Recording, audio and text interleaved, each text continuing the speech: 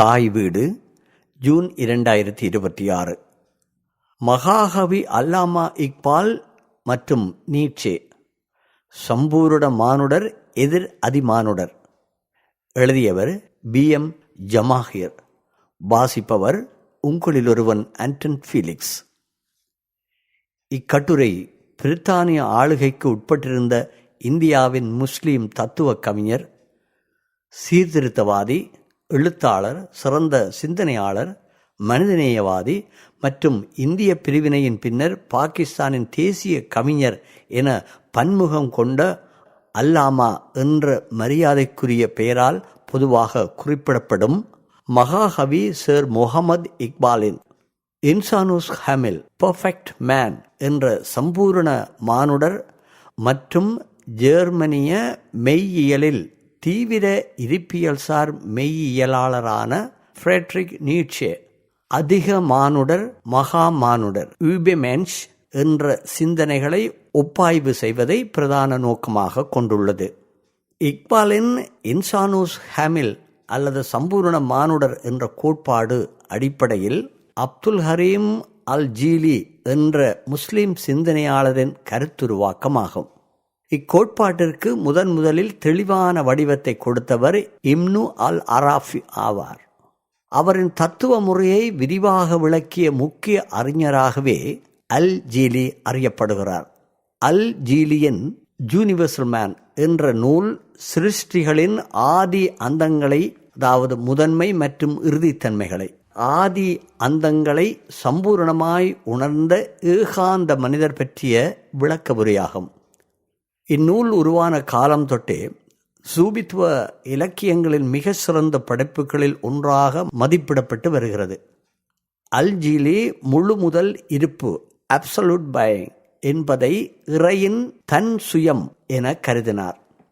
இச்சிந்தனை பிற்காலத்தில் 20ஆம் நூற்றாண்டின் தத்துவ ஞானியும் கவிஞருமான முகமது இக்பாலிடத்தில் பெரும் தாக்கத்தை ஏற்படுத்தியது. இக்பாலின் பார்வையில் சம்பூர்ண மானுடர் என்பது தீர்க்கதரிசன அருளில் தன்னை வெளிப்படுத்தி கொண்டவராவர். மேலும் அவரின் இக்கோட்பாடு ஃப்ரெட்ரிக் நீட்சேயின் மெய்யியல் மற்றும் இஸ்லாமிய தீர்க்கதரிசன நிலை ஆகியவற்றின் தனித்துவமான கலவையாகும். நீட்சேயின் தத்துவங்களால் தான் ஈர்க்கப்பட்டதை இக்பால் பலமுறை ஒப்புக்கொண்டுள்ளார். அத்தத்துவம் இஸ்லாமிய விழுமியங்களுக்கு மிக நெருக்கமானது என்பதும் அவரது கருத்தாகும். நீட்சே ஒரு தீவிர நாத்திகராக இருந்த போதிலும் அவரது இதயம் ஒரு விசுவாசி என்று இக்பால் குறிப்பிட்டு கூறுவார். ஒட்டுமொத்தமாக இருவரினதும் மெய்யியல் சிந்தனைகளும் மனிதமையவாத ஹியூமனிட்டிக் இலட்சியங்களை கொண்டவையாகவே அடையாளப்படுத்தப்படுகின்றன. வாழ்வின் நிச்சயமற்ற தன்மை, நோக்கமின்மை மற்றும் பிரயோசனமற்ற நிலை ஆகியவற்றை ஆன்மாவை தொற்றியதொரு பிணியாக கருதும் இவர்கள் தங்களின் புதிய சிந்தனைகளின் வழியே முன்னேற்றம், புதிய உன்னத பார்வை, இயற்கையை வெல்லும் ஆற்றல் மற்றும் பண்பாட்டில் சிறந்த புதிய மனிதர் போன்ற கூறுகளை உள்ளடக்கிய ஒரு புதிய உலக ஒழுங்கையும் சமூக மாற்றத்தையும் உருவாக்க விளைந்தனர். சமூக, பொருளாதார மற்றும் அரசியல் தளங்களில் விளிம்பு நிலைக்கு தள்ளப்பட்டிருந்த ஐரோப்பிய சூழலையும் அனைத்து இருப்புக்களையும் வெறுமையானவை என்ற இன்மைவாதத்தையும் விழுமியங்களின் மதிப்பீட்டு சிக்கல்களையும் அடிப்படையாக கொண்டு பண்பாட்டில் உயர்ந்த அதிமானிடர் என்ற கருத்துருவை அவர்கள் தோற்றுவித்தனர். ஆத்திகரான இக்பால் இக்கோட்பாட்டை சூபித்துவ கண்ணோட்டத்திலும், நாத்திகரான நீட்சே தனது இவ்வாறான ஜரதுஷ்ட்ரா பேசினார் என்ற நூலின் வழியை முன்வைத்த கடவுள் இறந்துவிட்டார், காட் இஸ் டெட் என்ற பிரகடனத்தின் ஊடாகவும் அணுகினார். இதன் மூலம் நீட்சே கடவுள் என்ற ஆன்மீக கட்டமைப்பிலிருந்து முற்றிலும் விடுபட்ட சுயாதீனமான ஓர் அதிமானிடர் என்ற கருத்தை உருவாக்கினார். அதிலும் குறிப்பாக கடவுளற்ற இப்பிரபஞ்சத்தில் மனிதர் தன் அக வலிமையை பெருக்கி அதி உயர் நிலையை அடைய வேண்டும் என்பதை அவர் வலியுறுத்தினார். இத்தகைய தத்துவ புரிதல்களே இருவரினதும் மெய்யியல் சிந்தனைகளின் அதி உயர் பங்களிப்பாக அமைகின்றன என்பதையும் இக்கட்டுரை விரிவாக பதிவு செய்கின்றது. அறிமுகம். சர் முகமது இக்பால் மேற்கத்திய மெய்யியலில் தனக்கிருந்த முறையான பயிற்சியின் காரணமாக இஸ்லாமிய மெய்யியலையும் அதன் அந்தரங்கங்களையும் முறையாக ஆராய்ந்து இவ்விரு மெய்யியல் சிந்தனைகளில் இருந்தும் தம் மெய்யியலை வடிவமைத்தார். இந்த பின்னணியில் இஸ்லாத்தின் போதனைகளை தற்கால சூழ்நிலைக்கு ஏற்ப விளக்க முற்பட்டதுடன் மேற்கத்திய மெய்யியல் சிந்தனைகளின் பலத்தையும் பலவீனத்தையும் மதிப்பீட்டுக்கும் உட்படுத்தினார். அவர்களது சொந்த பாரம்பரியங்களை அடிப்படையாக கொண்ட இலக்கு நோக்கிய ஓர் அறிவையும் வழங்கினார். இக்பால் தனது உயர்கல்வியை மேற்கத்திய கல்வி நிறுவனங்களில் Trinity College, University of Munich மேற்கத்திய கல்வி நிறுவனங்களில் கற்றதால் அவரது எழுத்து மனிதகுலத்தின் நலன் குறித்த பிரச்சனைகளாக காட்டுகிறது. அதிலும் குறிப்பாக 1905ஆம் ஆண்டு மற்றும் 1908ஆம் ஆண்டுகளுக்கு இடையே தனது ஐரோப்பிய ஆய்வு காலத்தில் நீட்சே, ஹென்றி ஃபெக்ஷன் மற்றும் கோதே போன்ற மேற்கத்திய மெய்யியலாளர்களின் கருத்துக்களால் அவர் ஆழமாக ஈர்க்கப்பட்டார்.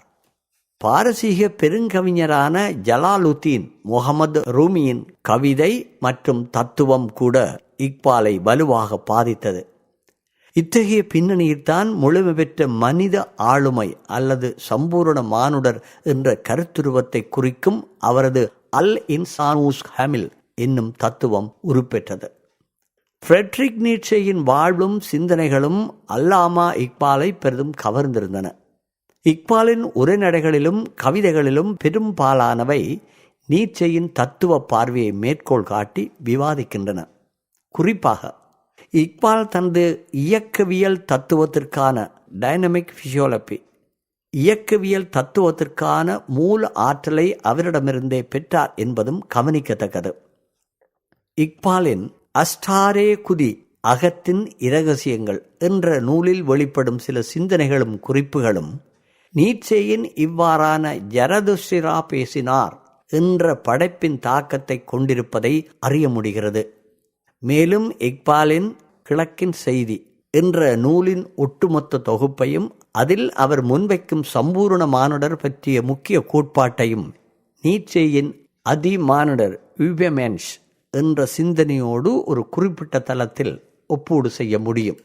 அதே நேரம் ஜெர்மன் மெய்யியல் தீவிர நாத்திக இருத்தலியல் சார் தத்துவ ஞானியாக ஃப்ரெட்ரிக் நீட்சே அறியப்படுகிறார். இருத்தியல்வாதத்தின் மைய பிரச்சனை தனிநபரும் அவரது இருப்பும் சார்ந்த தேடலே இதுவாகும்.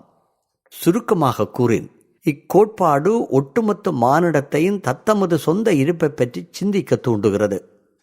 மனித வாழ்வில் எதிர்கொள்ளப்படும் கவலை, துயரம், தனிமைப்பாடு, வெறுமை மற்றும் சுதந்திரமின்மை ஆகியவை விவாதிக்கப்படும் போது அங்கு இருப்பு சார்ந்த ஆழமான வினாக்கள் எழுகின்றன. ஒரு சுய ஆய்வு வலியுறுத்தப்படும் இடங்களிலெல்லாம் இருத்தியல்வாதத்தின் ஆழமான அர்த்தத்தை புரிந்து கொள்ள முடியும். மேலும் சுதந்திரம், பொறுப்புணர்வு மற்றும் அபத்தமான உலகொன்றில் அர்த்தத்தை கட்டமைத்தல் ஆகிய கருப்பொருள்களை கொண்ட இருத்தியல்சார் சிக்கல்கள் பழைய ஏற்பாட்டிலும் கிறிஸ்தவ இஸ்லாமிய சமய நெறிகளிலும் ஏற்கனவே விவாதிக்கப்பட்டுள்ளதால் இக்கோட்பாடு ஒரே நேரத்தில் பழமையானதாகவும் புதுமையானதாகவும் விளங்குகிறது. புவிசார் அரசியல் சூழலிலும் இச்சிந்தனையின் தாக்கத்தை காண முடிகிறது. எடுத்துக்காட்டாக அடல்ஃப் ஹிட்லர், சதாம் ஹுசைன், முஅம்மர் அல் கதாஃபி மற்றும் அண்மைக்கால அமெரிக்க அதிபர் டொனால்ட் ட்ரம்ப் போன்ற ஆட்சியாளர்கள் நீட்சேயின் அதிமானுடர் என்ற தத்துவ கோட்பாட்டை தத்தமது அரசியல் அதிகாரத்துக்கு, பிராந்திய உலகளாவிய ஆதிக்கத்திற்கும் சாதகமாக தவறாக புரிந்து கொண்டனர் அல்லது அர்த்தப்படுத்தினர் என்பதும் குறிப்பிடத்தக்கது. இருத்தலியல்வாதம் தனிநபருக்கு முழுமையான தன்னாதிக்கத்தையும் உரிமையையும் வழங்கி மனித இருப்பையே உலகியலின் மையப்புள்ளியாக காட்ட முயற்சிப்பதோடு அதற்கு அப்பாற்பட்ட மரபார்ந்த நம்பிக்கைகள் அனைத்தையும் மறுதளிக்கிறது. இதனால் இருத்தலியலாளர்கள் மனிதர்களை தனிநபர் ஆளுமை கடந்த புறவய கோட்பாடுகளின் அடிப்படையில் ஆராய்வதை முற்றாக எதிர்த்தார்கள். ஏனெனில் ஆளுமையற்ற தன்மையிலோ அல்லது வெறும் சடவாத அடிப்படையிலோ மனித இருப்பு ஆய்வு செய்யப்படும் போது அங்கு வாழ்வின் அர்த்தமற்ற நிலையே தோற்றம் பெறுகிறது. இதன் காரணமாகவே அகவயத்தன்மை சப்ஜெக்டிவிட்டி மற்றும் புறவயத்தன்மை ஒப்ஜெக்டிவிட்டி குறித்த விவாதங்களில் இருத்தலியலாளர்கள் தனிநபரின் அகவய அனுபவங்களுக்கே முதன்மை முக்கியத்துவம் வழங்கினார்கள். இவ்வாறு மனிதருடைய தனிநபர் இருப்பையும் அகவய உணர்வுகளையும் உள்ளார்ந்த விழிப்புணர்வையும் முதன்மைப்படுத்தும் தத்துவ போக்குகளுக்கு இருத்தலியல்வாதம் மிக முக்கிய அடித்தளமாக விளங்குகிறது. இச்சிந்தனை மரபில்தான் ஃப்ரெட்ரிக் நீட்சே மரபார்ந்த விழுமியங்களின் வீழ்ச்சியை குறிக்கும் வகையில் கடவுள் இறந்துவிட்டார், நாம் அவரை எதிர்கொள்ள தவறிவிட்டோம் என்ற தனது புகழ்பெற்ற தத்துவ பிரகடனத்தை முன்வைத்தார். கடவுள் இறந்துவிட்டார், God is dead என ஃப்ரெட்ரிக் நீட்சே பிரகடனப்படுத்திய போது அது வெறும் சமய எதிர்ப்பு முழக்கம் மட்டுமல்ல, மாறாக அதுவரை சமூகம் பின்பற்றி வந்த மரபார்ந்த விழுமியங்களையும் நிறுவனமயப்பட்ட சமய கோட்பாடுகளையும் சமகால மனித இருப்புக்குள் மேலும் நீட்டிக்க முடியாது என்று தத்துவார்த்த எச்சரிக்கை ஆகும். நீட்சேயின் பார்வையில் மானுடம் அறிவு மற்றும் சிந்தனை ரீதியாக பெருமளவு முதிர்ச்சியடைந்து விட்டதால் பழைய தார்மீக கட்டமைப்புகள் அதன் வளர்ச்சிக்கு பொருத்தமற்றவையாகிவிட்டன. உதாரணமாக, யூத கிறிஸ்தவ மரபின் பழைய ஏற்பாட்டில் ஓல்ட் டெஸ்டமென்ட் சித்தரிக்கப்படும் கடவுள் பிம்பம் மனிதர்களின் ஆரம்பகால அச்சங்களையும் ஆதிக்க விதிகளையும் பிரதிபலிப்பதாகும் என குறிப்பிட்ட அவர், மானுட அறிவு பரிணாமத்தின் வழியே இத்தகைய பிம்பங்கள் கடந்து போகப்பட வேண்டியவை என விளக்கினார். மானுடம் இத்தகைய பழமைவாத கட்டுப்பாடுகளில் இருந்து முழுமையாக விடுபட வேண்டும் என்பதே நீட்சேயின் கருத்தாகும். இதனால்தான் திணிக்கப்பட்ட மரபு வழி அறநெறிகளை ஒதுக்கி தள்ளிவிட்டு புதிய பண்பாடுகளையும் சுயசார்பான விழுமியங்களையும் உள்ளடக்கிய புதியதொரு ஒழுக்கவியலை தனிநபர்கள் சுயமாக உருவாக்க வேண்டும் என்று அவர் முயன்றார். இத்தகைய உன்னத ஒழுக்க நிலையே தன்னாதிக்கமும் தனித்துவமும் கொண்ட உயர்நிலை மனித ஆளுமைகளை தோற்றுவிக்கும் என்று குறிப்பிட்ட நீட்சே இதனை ஆழ்நிலை ஒழுக்கம் மாஸ்டர் மொராலிட்டி என்று வரையறுத்தார். சாதாரண பொதுமக்களை வழிநடத்தும் மற்றும் கட்டுப்படுத்தும் அக ஆற்றலை இயல்பாகவே கொண்டிருக்கும் இத்தகைய ஒழுக்கவியலின் உன்னத வடிவமாகவே அவர் அதிமானுடம் உய்வமென்ஸ் என்ற கருத்துவத்தை அடையாளப்படுத்தினார். நீட்சேயின் அதிமானுடர் இதுவரை ஐரோப்பிய கிறிஸ்தவ சமய மரபு இருந்ததாக கூறுகின்ற மானுடரை விட வேறுபட்ட நிலையை அது பெற்றிருந்தது. இதன் மூலம் ஒரு புதிய அதிஉயர் மனித வகுப்பை உருவாக்க அவர் முயன்றார். அது கிறிஸ்தவ சமய சிந்தனைக்கு வெளியே இருந்தது. அதுவரை மெய்யியலாளர்கள் கிறிஸ்தவ சமய சிந்தனைக்கு வெளியே வரவில்லை. உண்மையில் நீட்சே விளக்க முயன்றது மெய்யியலும் கிறிஸ்தவ சமயமும் அதிமானுடரையும் அதற்கான சூழ்நிலையும் உருவாக்க வேண்டும் என்பதாகும். எனவேதான் எல்லா சமயமும் மெய்யியலும் மானுடருக்காக மானுடர் தொடர்பான ஒரு உயரிய கோட்பாட்டை பரிணாம ரீதியாக விருத்தி செய்வதுடன் தொடர்புபட வேண்டும் என்பதே இருப்பியல்வாதிகளின் மைய இலட்சியங்களில் ஒன்றாகும். ஆக நீட்சே வாழ்க்கையில் பிரயோகப்படுத்த முடியாமல் இருக்கின்ற இந்த கடவுளின் இடைவெளியை ஈடு செய்ய தனது அதிமானுடர் என்ற கருத்தை ஜரதுஷ்டாவின் வழி அறிமுகம் செய்வதை அறியலாம். நீட்சே ஓர் இருப்பியல்வாதி மட்டுமல்ல, அவர் மனிதரின் ஆழ்நிலை சித்தம் வில் டு பவர் என்ற வல்லமைக்கான மன உறுதியின் ஆசானாகவும் இருந்தார். மனிதரின் ஆழ்நிலை சித்தத்தின் தர்க்க முடிவே அதிமானுடம் என்னும் நிலையாகும். இங்கு ஆழ்நிலை சித்தம் என்பது அதிமானுட அல்லது மகாமனித நிலையை அடைவதற்கு மனிதரிடம் இருக்கும் இயற்கையான வல்லமையாகும். நீட்சே ஆழ்நிலை சித்தத்தை கடவுள் நம்பிக்கைக்கு பிரதியீடாகவே வழங்கி வருகிறார். அதாவது கடவுளின் பண்புகளாக நாம் கருதுகின்ற அனைத்து ஆற்றல்களும் சக்திகளும் மனிதருடையவை என விளக்க முயல்கின்றார். நீட்சேயின் கற்பனையில் உருவான ஜரதுஷ்டா இவ்வாறான ஓர் அதிமானுடர் ஆவார். இந்த மானுடர் கடந்த கால மனிதகுலத்தை காட்டிலும் மிக உயர்ந்த மட்டத்தில் வாழ்கின்றவர். இவர் மரபு நெறிகளை உடைக்கின்றவர். இதன் மூலம் மனிதகுலம் சமகால மனிதர்களை விட மிக உயர்ந்த ஒன்றாக பரிணமிக்கும் என்று அவர் அர்த்தப்படுத்துகிறார். யரதுஷ்டாவின் உண்மையான அடையாளங்கள் அல்லது பண்புகள் வெளிப்புறத்திலிருந்து வருவதில்லை. அது அவரின் உட்புற இதயத்திலிருந்து ஓர் அமைதியான இருத்தலின் ஊடாக மாத்திரமே வருகின்றன. ஜரதுஷ்டிராவின் அடிப்படை பண்புகள் சாதாரண மனித அறிவுக்கு அப்பாற்பட்டவையாகும். இயற்கையாகவே இத்தகைய உன்னத ஆளுமைகள் ஒவ்வொரு சூழ்நிலைக்கும் தங்களை பொருத்திக் கொள்ளும் ஆற்றல் வாய்ந்தவர்கள். அவர்களில் மிக முக்கியமான அடிப்படை பண்பாக சுதந்திரம் விளங்கும். அறிவிச் செறிவானது அவர்களுக்கு கருணை, நீதி, அழகியல், பேரின்பம் மற்றும் நல்லெண்ணம் ஆகியவை சமநிலையில் அமைந்ததொரு வாழ்வை வழங்குகின்றது. அவர்கள் பேராற்றல் சுபபவா பேராற்றல் கொண்டவர்களாக திகழ்ந்த போதிலும் அத்தகு வல்லமையை பிற மனிதர்கள் மீதோ பலவீனமான அல்லது வளர்ந்து வரும் நாடுகள் மீதோ ஆதிக்கம் செலுத்த பயன்படுத்துவதில்லை. சுருக்கமாக கூறின், உலகரங்கில் எல்லாம் நானே என்ற இதேச்சதிகார போக்கை கொண்ட ஆதிக்க சிந்தனையாளர்களைப் போலன்றி நீட்சே முன்வைக்கும் அதிமானுடம் என்பது ஒடுக்குமுறைகளுக்கு அப்பாற்பட்ட சுய ஒழுக்கமும் உலகளாவிய மனிதநேயமும் கொண்ட ஓர் உன்னத ஆளுமை பரிணாமமாகும். உலகளவில் மிகவும் விரும்பப்படும் ஸ்பெயின் அதிபர் பெட்ரோ சான்சஸின் வார்த்தைகளில் கூறுவதாயின், அதிமானுடர் என்பவர் உலகிற்கு தீ வைப்பவர் அல்ல. பள்ளிகள், பல்கலைக்கழகங்கள், மருந்து தொழிற்சாலைகள், தடுப்பூசி ஆராய்ச்சி மையங்கள், மின் உற்பத்தி நிலையங்கள், வழிபாட்டு தலங்கள், உள்கட்டமைப்புகள் ஆகியவற்றின் மீது குண்டு வீசுபவர் அல்ல. உலகளாவிய சந்தையை சிதைப்பவரும் அல்ல. ஒரு முழு நாகரிகத்தையே அழிப்பவருமல்ல. ஆயிரக்கணக்கான பொதுமக்களை கொல்பவருமல்ல. மேலாதிக்கத்தை நிலைநாட்டுபவருமல்ல. அவர் தற்பெருமையை விரும்புபவருமல்ல. மொத்தத்தில் அவர் நேரம் ஒரு கதையை கதைப்பவரும் அல்ல.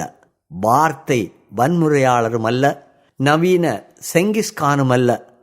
ஆனால் அவர் பாராபட்சமான இந்த உலக ஒழுங்கை மாற்றியமைக்கும் வல்லமை கொண்டவராக இருப்பார்.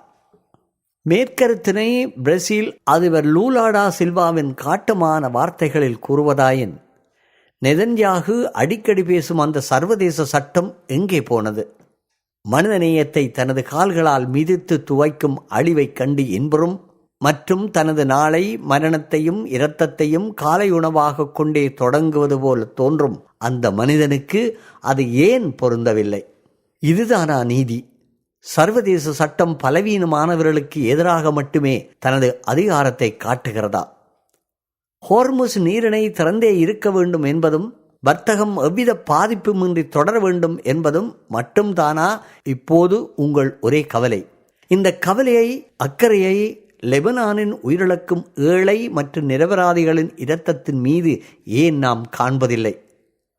ஆக உங்கள் ஹோர்முஸ் நீரிணையை விட மனித உயிரின் மதிப்பு 1000 மடங்கு அதிகம் என்பதை புரியாத நெதன்யாகு மற்றும் டொனால்ட் ட்ரம்ப் போன்றவர்களுக்கு இருப்பியல்வாதத்தின் சமகால தேவை குறித்து புரிய வைக்கவோ அவர்களது நடவடிக்கைகளுக்கு ஒரு வரம்பு நிர்ணயிக்கவோ யாராலும் முடியாத கையறு நிலையில் வேடிக்கை பார்க்க வேண்டிய கட்டாயத்திற்கு உலகம் தள்ளப்பட்டுள்ளது.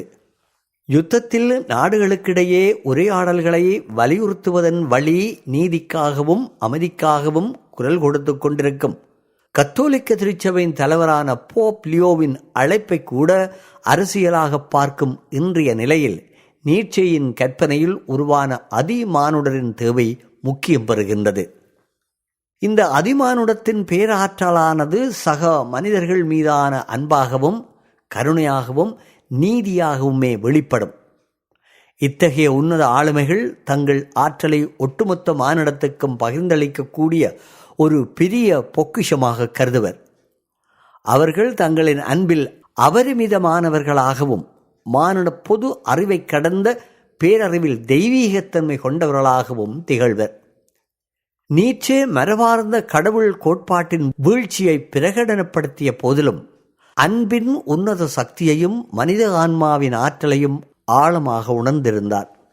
அதனால்தான் பகுத்தறிவின் வழியே நின்று நீதியும் மனிதாபிமானமும் கொண்ட ஒரு புதிய பரிணாமமாக தனது அதிமானுட கருத்துவத்தை அவர் சிந்தித்துள்ளார் என்பதை அறியலாம். இவ்வாறே இந்திய சமய மரபில் விவரிக்கப்படும் ஜீவன் முக்தி நிலை அல்லது ஜீன் பால் சாட்ரி சுதந்திர மனிதர் பற்றிய கருத்தும் அறியத்தக்கது. சார்த்தரின் வார்த்தைகளில் கூறுவதானால் சுதந்திரமாக இருக்கிறான், சுதந்திரமே மனிதன் ஆவான். Man is free, man is freedom. அதிமானுடரை போன்று இந்த சுதந்திர மனிதரும் ஒரு சுயநல வாழ்வை வாழாது அவருடைய சுற்றுப்புற சூழலுக்கும் சமூகத்துக்கும் அவர் மாபெரும் சொத்தாக இருக்கின்றார். அவரது நடத்தையும் வழிகாட்டலும் பெருமளவில் மனித குலத்துக்கு நன்மையாகவே இருக்கிறது. இங்கு மறைஞானிகளும் இருப்பியல்வாதிகளும் ஒத்துக்கொள்ளுகின்ற அம்சம் அது மனிதரில் உள்ள சுய உயர்நிலைமைக்கான வல்லமையாகும். நீட்சே அதிமானுடர் என்ற கருத்தாக்கத்தினை கிறிஸ்தவ சமயத்தில் ஏற்கனவே அறிமுகப்படுத்தப்பட்டிருந்த உயர்நிலை நன்மை பொருந்திய கீழ்ப்படிவுடைய மனிதர் என்பதற்கு எதிராகவும் எல்லாம் நானே என்று தன்னைத்தானே முற்றானதாக்கிக் கொள்ளும் ஹெகலிய முழுமுதல் ஆன்மா உபமென்ஸ் முழுமுதல் ஆன்மாவுக்கு பதிலீடாகவும் முன்னிலைப்படுத்துகின்றார். அதிமானுடர் தனது செயல்களுக்கு தானே காரணம் என்ற தன் சித்தத்தை கொண்டவராக இருப்பதனால் நீட்சே பௌத்தத்தின் போதி சத்துவர் நிலையை அண்மித்தவராக காணப்படுகின்றார். இத்தகைய கருத்தை இஸ்லாமிய மறைஞான பாரம்பரியத்தில் இலட்சியமான இன்சானுல் காமில் என்ற சம்பூர்ண மனித நிலையுடன் சமப்படுத்தலாம். சம்பூர்ண மானுடர் சூஃபி மரபுக்குரிய இன்சானூஸ் காமில் என்ற குறிப்பான் சம்பூர்ண மானுடர், இலட்சிய மானுடர், ஏகாந்த மானுடர், கடவுளின் பிரதிநிதி, ஹலிஃபா, முஹஃபின் என்ற குறிப்பீடுகளில் அழைக்கப்படுகிறது. இந்த குறிப்பானுக்கு ஏனைய மறைஞான மரபுகளில் மகாபுருடர், ஜீவன் முக்தர், போதிசத்துவர் என்றும் நீட்சேயின் மெய்யியலில் அதிமானுடர் என்றும் குறிப்பீடுகள் உண்டு. இஸ்லாமிய மறைஞான பாரம்பரியத்தின் இலட்சியமான இன்சானூஸ் காமில், அதாவது சம்பூர்ண மனிதர் குறித்த கருத்துக்கு முதலில் தெளிவான வடிவம் கொடுத்தவர் முஸ்லீம் சிந்தனையாளரான இப்னு அரபி ஆவார். இவர் பூரண மானுடரை மெய்ப்பொருளின் ஒரு பிரதிநிதியாக காட்ட முயல்கின்றார். பூரண மானுடர் தெய்வீக சாரத்தின் ஒரு மாதிரியாகும். அவருடைய ஆன்மா பிரபஞ்ச ஆன்மாவின் ஒரு மாதிரியாகும். அவருடைய உடம்பு பிரபஞ்ச உடம்பின் ஒரு மாதிரியாகும். அவருடைய அறிவு தெய்வீக அறிவின் ஒரு பிரதி அல்லது பிரதிபலிப்பாகும் என கூறப்படுகிறது. இப்னு அரபியின் கருத்துப்படி கண்ணிமை கண்ணுக்காக இருப்பது போல் பூரண மானுடர் கடவுளுக்காக இருக்கிறார். அதாவது பூரண மானுடர் ஊடாக கடவுள் அவரின் படைப்பினங்களை பார்ப்பதுடன் அவற்றின் மீது கருணையும் அன்பும் கொள்கின்றார். மேலும் பூரண மானுடரில் மட்டுமே படைப்பின் செயற்பாடு உணரப்படுகின்றது. பூரண மானுடர் இல்லாவிட்டால் படைப்பு நோக்கமற்றதாக இருக்கும். ஏனெனில் கடவுள் அறியப்பட்டிருக்க மாட்டார். பூரண மானுடரை புனித ஆன்மாவாகவும் கடவுளின் பிரதிநிதியாகவும் அடையாளப்படுத்தலாம். இதனால்தான் சூபித்துவுக்கு கொள்கையில் கடவுளுடைய வெளிப்பாட்டிற்கு முழுமையான ஆடியாக விளங்கும் உத்தமரே சம்பூரண மானுடர் என்று அழைக்கப்படுகின்றனர். அதாவது பூரண மானுடர் உலகில் கடவுளின் குணங்கள் பண்புகள் உடைய மனித குலத்தின் மீட்பாளன் என அறியலாம். இஸ்லாமிய விசுவாசத்தின்படி முஹம்மது நபி ஷல் எனும் சமூக புரட்சியாளர் இவ்வாறு சிறப்பு கொண்ட மாமனிதராகவே அடையாளப்படுத்தப்படுகிறார். இக்பால் சம்பூரண மானுடரை குறிக்க முஹஃபின் என்ற சொற்ப பதத்தை பயன்படுத்துகின்றார். சாதாரண பொருளில் நம்பிக்கை, ஈமான், நம்பிக்கை கொண்ட ஒவ்வொருவரும் முஹமின்தான். ஆனால் இக்பால் இந்த சொற்பதத்தை உபயோகிப்பது சம்பூரணமடைந்த மானுடருக்கேயாகும். இதற்கு முன்மாதிரியாக நபி அவர்களை இக்பால் சுட்டிக்காட்டுகின்றார். ஒரு முஹமின் அன்பு நிறைந்தவராகவும் உலக இச்சைகளில் பற்றுதலற்ற மனத்திருப்தி உள்ளவராகவும் தீரமுடையவராகவும் அனுமதிக்கப்பட்ட உணவை உண்பவராகவும் சகிப்புத்தன்மை உடையவராகவும் அசலான செயலாற்றும் தன்மையை வளர்த்தவராகவும் விளங்குவார். அவர் அச்சத்தையும் யாசித்தலையும் அடிமைத்தனத்தையும் வம்சப்பெருமை பேசுதல் முதலியவற்றிலிருந்து முற்றிலும் விடுபட்டவராக இருப்பார். மேலும் அவர் ஒரு குறிப்பிட்ட சட்டத்துக்கு கட்டுப்பட்டவராகவும் தன்னை சுய கட்டுப்பாடு செய்து கொள்பவராகவும் கடவுளின் பிரதிநிதித்துவத்தை ஏற்றவராகவும் இருப்பார். இத்தகைய இலட்சிய மனிதரை இக்பால் பின்வருமாறு வர்ணித்தார். ஒரு முஹம்மனின் கரம் உண்மையில் கடவுளின் கரமேயாகும். ஆதிக்க சக்தியும் சிருஷ்டி சக்தியும் தகுதியும் எதையும் சமாளிக்கும் திறனும் உடையவர் அவர். மானிடர்தான், ஆயினும் தன்மையில் தேவதூதர் போன்றவர். அடிமைதான், எனினும் எஜமானரின் குணங்களை கொண்டவர். அவர் சுதந்திர இதயம், இவ்வுலகை பற்றியும் கவலைப்படுவதில்லை. இக்பால் கடவுள் கடந்து நிற்பவரல்ல, மனித வாழ்க்கையில் உறைந்து நிற்பவர் என கூறுகிறார். இக்பால் கடவுளுக்கு மனித பண்பையும் மனிதனுக்கு கடவுள் பண்பையும் சொந்தமாக்குகின்றார்.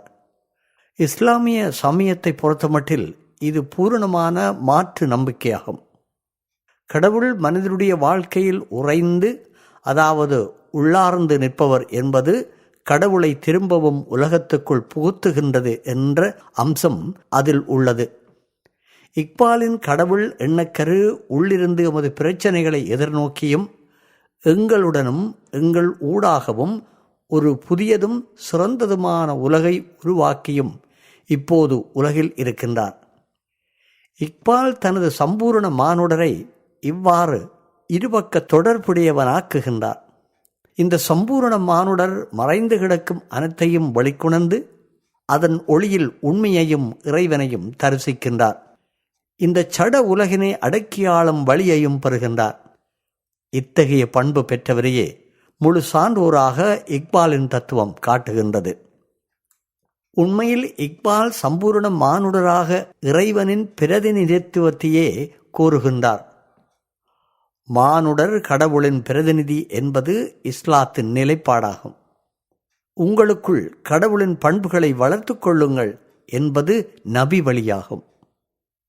கடவுளின் பண்புகளுக்கு மிக அருகில் வருபவர், அதாவது இறை நெருக்கமுடையவரே சம்பூரண மானுடர் ஆவார். ஆன்மீக பலம் கொண்ட ஒருவர் கடவுளின் பண்புகளை தனக்குள் உள்வாங்குகின்றார். அதாவது அவர் மனித வரம்புக்குள் கடவுளின் பண்புகளின் முழுமையான பிரதிபலிப்பாக இருக்கின்றார். இது மனிதருக்கு கிடைத்த மகத்தான ஒரு பேறாகும். கடவுளுக்குள்ள தெளிந்த அறிவும் படைப்பாற்றலும் மகத்தானது. எனவே அவருடைய பிரதிநிதித்துவத்திலும் அவற்றால் குறிப்பிடத்தக்க அளவு இருந்தேயாக வேண்டும் என்பது இக்பாலின் கருத்தாக உள்ளது. ஆக மனிதரின் திறன்களில் உள்ள தெய்வீகத்தை மனிதர் இறைவனை நோக்கி கூறுவது போன்று இக்பால் பின்வருமாறு சித்தரிக்கின்றார். நீ இரவை படைத்தாய், நான் விளக்கைச் சமைத்தேன். நீ மண்ணை சிருஷ்டித்தாய், நான் பாத்திரத்தை ஆக்கினேன். நீ பாலையை மலையை காட்டை உண்டு பண்ணினாய், நான் தோட்டத்தை தோப்பை சோலையை அமைத்தேன். கல்லிலிருந்து கண்ணாடி செய்தவன் நானே விஷத்தை மூலிகையாக்கியவன். மானிடம் சொந்தமாகவே பிறக்கின்றது என்பது இக்பாலின் துணிவாகும். இத்தகைய சுதந்திரமே அவரது சமய மற்றும் ஒழுக்கவியல் மெய்யியலின் அஸ்திவாரமாக திகழ்கிறது. அடிமைத்தலையின் வெளியில் நிகழும் பிரார்த்தனைகள் எவ்வித பயனும் தருவதில்லை என குறிப்பிடும் அவர், அகத்திலும் புறத்திலும் முழுமையான சுதந்திரம் கொண்ட ஆளுமைகளால் மட்டுமே கடவுளுடன் நேரடியான ஆழமான தொடர்பை ஏற்படுத்த முடியும் என வாதிடுகிறார். இச்சிந்தனையானது சுதந்திரமான ஆளுமைகளின் உன்னத விருப்பங்களுக்கும் ஆற்றலுக்கும் இப்பிரபஞ்சமே பதில் அளிப்பதையும், அவ்விருப்பம் என்பது அடிமைத்தனமற்ற சுதந்திரம், ஆன்மாவின் அழியாத்தன்மை போன்ற உன்னத விழுமியங்களை நோக்கியது என்பதையும் புலப்படுத்துகிறது. இக்பால் தனது பரிபூரண மானுடம் என்ற தத்துவ கருத்துருவத்தில் சுதந்திர ஆளுமை என்பதற்கு மிக ஆழமானதொரு இடத்தை வழங்கியுள்ளார். இந்த அடிப்படையில் சுதந்திரம் மனிதனுடைய சொந்த தெரிவாகும். சுதந்திரம் மனித இருத்தலின் மாதிரியாகும் என்ற கருத்து ஹைடேகர், சார்த்தர், இக்பால் ஆகியோரின் சிந்தனைகளில் ஒரே விதமான இடத்தை பெற்றுள்ளது. சுதந்திரம் ஓர் அருட்கொடையாகும். ஃப்ரீடம் இஸ் எ பிளஸிங் என்பது இருப்புவாதிகளின் அபிப்பிராயமாகும். இந்த அருட்கொடை வெளியில் இருந்து மனிதருக்கு வழங்கப்படுவதில்லை. அவர் சுயத்தன்மையை பூரணப்படுத்துவதற்கான போராட்ட முயற்சியின் ஊடாக அவர் அவரது சுதந்திர அருட்கொடையை வென்றெடுக்க வேண்டும். அதாவது சுயம் அதன் வழியிலுள்ள சகல தடங்கல்களையும் அகற்றுவதன் மூலமாக சுதந்திரத்தை அடைகிறது. இக்கட்டத்தில் சுதந்திர மனிதரின் விருப்பு இறை விருப்புக்கு சமனாக வருவதையே இக்பாலின் சமயம் குறித்த கருத்து வெளிப்படுத்துகிறது. இக்பால் மற்றும் நீட்சே ஒப்பீடு. இக்பால் நீட்சேயையும் அவரது சக்தி வாய்ந்த அனுமானுடரையும் பாராட்டினார். ஆனால் இந்த கருத்துக்கு ஆன்மீகத்தை சேர்க்கிறார். இந்த போற்றுதல் சம்பூரண மானுடர் உருவாக்கத்துக்கு வழிவகுத்தது. இருப்பினும் இக்பாலின் சம்பூரண மானுடர் என்ற கருத்து கலாச்சாரம் மற்றும் வரலாற்றின் அதிமானுடர் பற்றிய ஒரு கருத்தாகும். சம்பூரண மானுடர்தான் அதிக மானுடர் என்ற மேற்கத்திய கருதுகோள்களை அவர் பின்வரும் வார்த்தைகளில் கடுமையாக மறுத்தார். நான் 20 ஆண்டுகளுக்கு முன்பு நீட்சேயை பற்றி எதையும் படிப்பதற்கோ அல்லது கேட்பதற்கோ முன்பு சம்பூரண மானுடர் என்ற சூவி கோட்பாட்டை பற்றி எழுதினேன். இக்பால் நீட்சேவின் அதிமானுடர் என்ற கருத்துக்கு மாறாக சம்பூரண மானுடர் கிழக்கு மற்றும் மேற்கத்திய விழுமியங்களின் இணைப்பாக இருக்க வேண்டும் என்று விரும்பினார். கிழக்கில் மனிதரின் ஆன்மீகம் அவரது பொருள் சார்ந்த இருப்பைப் போலவே முக்கியமானது. மேலாக சம்பூரண மானுடர் என்பவர் மானுடர், ஆன்மீகம் மற்றும் கடந்த நிலைக்கூறு ஆகிய மூன்றினதும் சேர்க்கையாகும். இக்பாலின் சம்பூரண மானுடர் சிறப்பிக்கப்பட்ட பரிபூரணத்தின் உச்சத்தை தாண்டி இன்சானுல் ஹாமில் என்று அழைக்கப்படுகிறார். இந்த சம்பூரண மானுடர் இருப்பின் மிக உயர்ந்த சாத்திய கூறுகளை உணர்ந்து கொள்வதோடு ஆன்மீக கூறு அவரை பிரபஞ்சத்தின் கீரிடமாக்குகின்றது. இக்பாலை பொறுத்தவரை சம்பூரண மானுடர் என்பவர் தீர்க்க தரிசன அருளில் தன்னை வெளிப்படுத்தி கொண்டார். மேலும் சம்பூரண மானுடர் பற்றிய இக்பாலின் பார்வை நீட்சே மற்றும் இஸ்லாத்தின் தீர்க்க தரிசன நிலையில் கூட்டு இணைப்பாகும். முகமது நபி சமூகம், வரலாறு, கலாசாரம் மற்றும் முழு மனிதகுலத்துக்கும் உத்வேகம் அளித்த ஒரு முழுமையான சம்பூரண மானுடர் ஆவார். அவர் முழு மனிதகுலத்திற்கும் முன்மாதிரியான சம்பூரண மானுடர். மாறாக நீட்சே கிறிஸ்தவ ஒழுக்கத்தை கடுமையான விமர்சனத்துக்கு உட்படுத்துகின்றார். அவர் கடவுளை மறுப்பதால் அவர் மனம் கடவுளை நம்பவில்லை. எனினும் அவருடைய கருத்துக்கள் இஸ்லாமிய சமயத்துக்கு மிக நெருக்கமானவையாகும். இக்பாலின் சம்பூரண மானுடர் என்ற கருத்து கடவுள் மீதான நம்பிக்கையை சார்ந்துள்ளது. சம்பூரண மானுடரின் கை உண்மையில் கடவுளின் கையாகும். ஆதிக்கம் செலுத்துவதில் தேவதூதர் போன்ற மனநிலையை உடையவர். எஜமானரின் பண்புகளை கொண்ட ஒரு சேவகராகவும் இருப்பார். இக்பாலின் சம்பூரண மானுடர் சாமானிய மானுடரை விஞ்சிய எஜமானர் அல்ல. அவர் சாராம்சத்தில் வெளியிலும் காலத்திலும் தன்னை உணர்ந்து கொள்ளும் ஓர் ஆன்மீக மனிதராவார். மேலும் அவர் சார்ந்த சமூகத்தில் உரிமைகள் மற்றும் கடமைகளைக் கொண்ட ஓர் உயிருள்ள சக்தியாக இருப்பார். இக்பாலின் சம்பூரண மானுடர் கெடுதியின் மூலம் துன்பகரமான இன்பத்தை பெற்று தலைமுறைகளின் படுகொலையில் இருந்து வெளிப்படும் ஒரு இரக்கமற்ற மானுடர் அல்ல. சுயமாக விதிக்கப்பட்ட பௌதீக மற்றும் ஆன்மீக ஒழுக்கத்தால் தனது சுயத்தை வலுப்படுத்தி அதன் மூலம் தனது தற்போதைய நிலைக்கு மேலே உயர்ந்து அர்த்தத்திலும் சாத்தியக்கூறுகளிலும் எல்லையற்ற புதிய உலகத்தை உருவாக்குபவர். சுயத்தின் இறுதி நோக்கம் என்பது எதையாவது பார்ப்பது அல்ல, மாறாக ஏதாவது ஒன்றாக இருப்பதாகும். தனது செயல்முறையை கூர்மைப்படுத்துவதற்கு மிகவும் அடிப்படையாக நான் என்ற சுயம் இருப்பதை இக்பால் கண்டறிந்து குறிப்பிட்டார். இக்பாலின் சம்பூரண மானுடர் முழுமையான மற்றும் உண்மையான சுதந்திரத்தையும் அழியாமையையும் பெற்ற ஒரு வளர்ந்த ஆளுமையாகும். கடவுள் இறந்துவிட்டார் என்ற பரவலான ஏற்றுக்கொள்ளலின் விளைவாக ஏற்படும் அனைத்து சமய மற்றும் ஒழுக்க கொள்கைகளின் இன்மைவாத நிராகரிப்புக்கு விடையாக நீட்சே தனது அதிமானுடரை கண்டார். நீட்சேக்கு அதிமானுடர் உண்மையான மனிதகுலத்தின் முன்மாதிரியாக இருந்தார். அவர் நீண்ட பரிணாம வளர்ச்சியின் விளைவாக இருக்க மாட்டார். ஆனால் உயர்ந்த ஆற்றலை கொண்ட மானுடர் மட்டுமே தன்னை முழுமையாக கட்டுப்படுத்தி கொண்டு இந்த பூமியில் முழுமையாக வேரூன்றிய தனது சொந்த விழுமியங்களை உருவாக்க கிறிஸ்துவத்தின் மரபார்ந்த தீய போலியான ஒழுக்கத்தை தாக்கும்போது அவர் வெளிப்படுவார். ஜெர்மனிய நாஜிக்களின் மிருகத்தனமான அதிகமானுடர் என பரவலாக புரிந்து கொள்ளப்பட்டாலும் நீட்சே விரும்பியது கிறிஸ்துவின் ஆன்மாவுடன் ஒரு சீசர் ஆகும். எனவே நீட்சே அமைதி மற்றும் சகோதரத்துவத்தின் தூதரான இயேசுவை விமர்சிக்கவில்லை. அவர் கிறிஸ்துவத்தின் மரபார்ந்த ஒழுக்கத்தையே, அதாவது கிறிஸ்தவ இறையியலின் தவறான விளக்கத்தையே விமர்சிக்கின்றார். 19ஆம் நூற்றாண்டில் வாழ்ந்த நீட்சேயையும் விஞ்சிய டொனால்ட் ட்ரம்ப் தான் ஒரு கடவுள் வழிபாட்டுக்குரியவர் என கருதி சமூக ஊடகங்களில் இயேசு கிறிஸ்து வடிவத்தில் தோன்றி மறைந்த அற்புதத்தை நாம் இங்கு தற்செயலானது என இலகுவாக கடந்து போக முடியாது. விவிலியத்தில் இயேசு கிறிஸ்துவே இது குறித்து எச்சரித்துள்ளதாக புதிய ஏற்பாடு கூறுகிறது. அநேகர் என் நாமத்தை தரித்து கொண்டு வந்து நானே கிறிஸ்து என்று சொல்லி அநேகரை வஞ்சிப்பர் என்று வேதாகம மத்தேயு எழுதிய நற்செய்தியில் 24வது அதிகாரம் 5வது வசனத்தில் எழுதப்பட்டிருக்கிறது. இவ்வாறு உலக கிறிஸ்தவர்களின் விசுவாசத்தினை நிந்தனை செய்யும் ட்ரம்ப் போன்றவர்களின் கோமாளித்தனமான காட்டு தர்பாருக்கும் வல்லரசு ஆணவத்திற்கும் எதிர் வினையற்றக்கூடிய ஓர் அதிமானுடர் தேவை இன்றளவும் வெற்றிடமாக உள்ளதும் மனங்கொள்ளத்தக்கது. முடிவுரை. நீட்சே தனது உன்னத ஆன்மீக தேவையாக துல்லியமாக அறிந்திருந்தார். சமய நிறுவனங்களின் மீதான தீவிர விமர்சனத்தின் ஊடாக மானுட பரிணாமத்தில் ஒரு புதிய மாற்றம் நிகழும் என அவர் திடமாக நம்பினார். அம்மாற்றம் என்பது மனித இருப்பை தெய்வீக நிலைக்கு உயர்த்துவதாகும். இந்த தத்துவ புள்ளியில்தான் இக்பாலும் நீட்சேயும் இணைகிறார்கள்.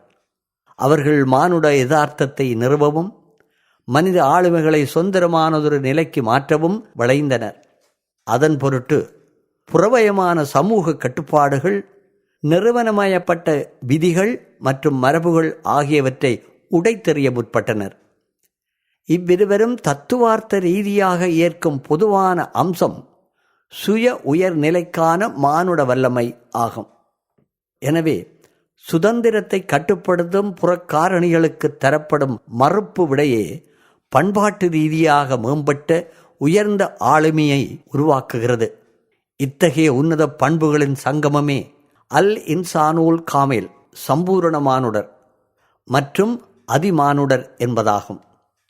சாமானிய நிலையிலிருந்து இத்தகைய உன்னத நிலையை பிரித்தறிவிப்பது அதற்கே உரிய உன்னத செயல்பாடுகளே அன்றி வேறில்லை. சமகால சூழலில் இத்தகைய ஆளுமை என்பது ஆரவாரமற்ற அமைதி, சுய ஒழுக்கம், நிழல் மனிதர்களின் புற அழுத்தங்களுக்கு மத்தியிலும் நிதானம், குலையாமை, நம்பகத்தன்மை மற்றும் நுணுக்கமான செயல்வேகம் ஆகியவற்றால் கட்டமைக்கப்பட்டிருக்கும். நன்றி.